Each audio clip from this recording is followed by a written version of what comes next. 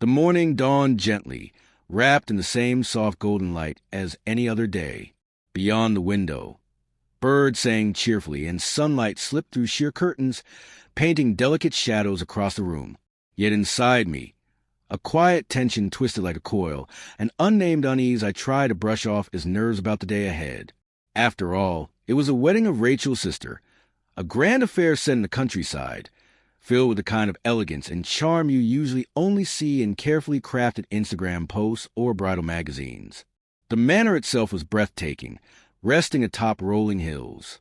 Its stone walls were framed by vibrant flower beds and tall oaks that swayed lightly in the breeze. The air was thick with the fragrance of jasmine and freshly cut grass. Guests arrived dressed in their finest, silks, tailored suits, polished shoes, and laughter floated through the air as glasses clinked and warm embraces were exchanged. Rachel looked stunning. She wore a deep burgundy gown that hugged her figure effortlessly. Her dark curls tumbled in perfect waves, bouncing with every step she took. She walked beside me, our fingers loosely intertwined. She smiled brightly for pictures and chatted with family, slipping so naturally into the spotlight that I felt like a mere accessory in the background of her flawless presence.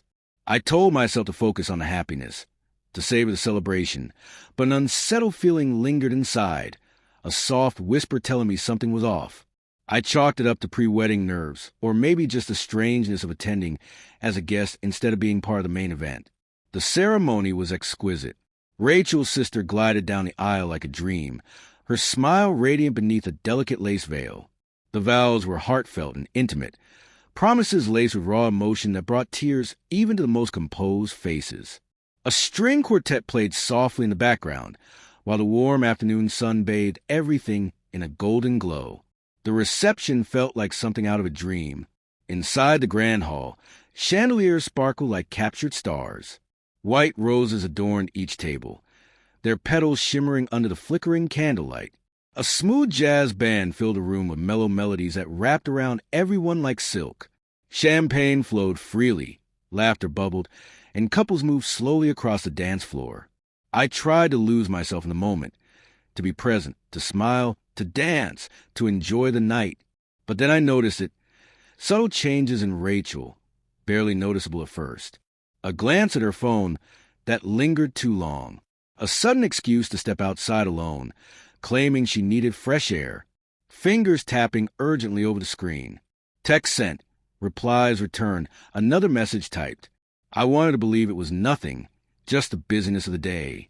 But a deeper part of me, the part that had long noticed the late-night calls she brushed off, the missed dinner she excused with vague reasons, started stirring. That quiet voice whispered that I already knew the truth.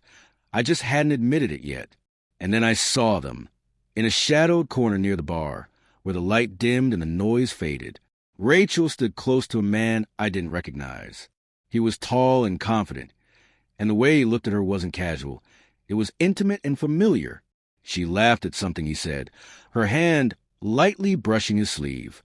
Her face lit up in a way I hadn't seen in months, warm, open, alive. In that moment, I felt the weight of all the silent moments between us, the late nights, the half-truths, the emotional distance I had tried to explain away. I told myself to look away, to breathe.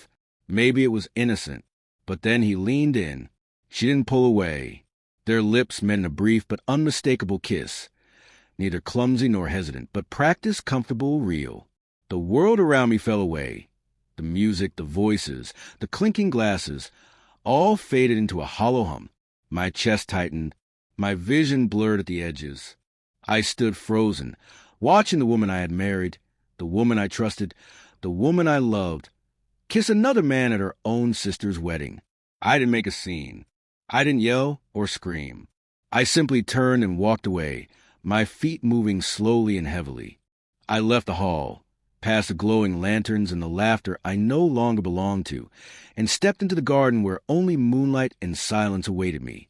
The air was cool, but I felt nothing except the aching emptiness hollowing out my chest.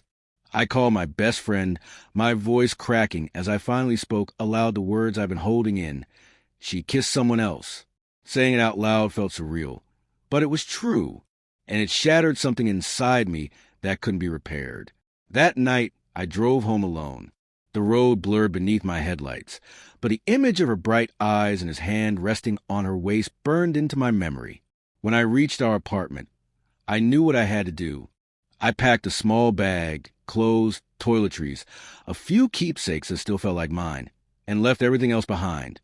I didn't yell or demand answers. I sent her a message with only 3 words. It's over. No anger, no pleading, just finality. For days, I ignored her calls. Her texts became more frantic, first confused and apologetic, then desperate, but I didn't reply. I needed distance. I needed clarity. Then one night, she showed up at my door. She looked broken, her eyes red and swollen, makeup smeared from tears.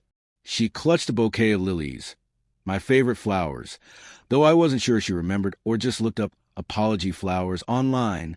Her voice trembled as she spoke. Say it was a mistake, that she was confused, that the kiss meant nothing, that she loved me.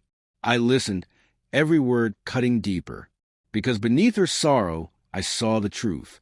She wasn't sorry for kissing him. She was sorry for being caught. And love without loyalty is just an act. When she finished, I met her gaze and spoke calmly. You didn't just betray me. You betrayed the life we were building.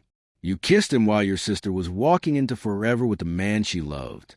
You broke trust, not just with me, but with your family, with yourself.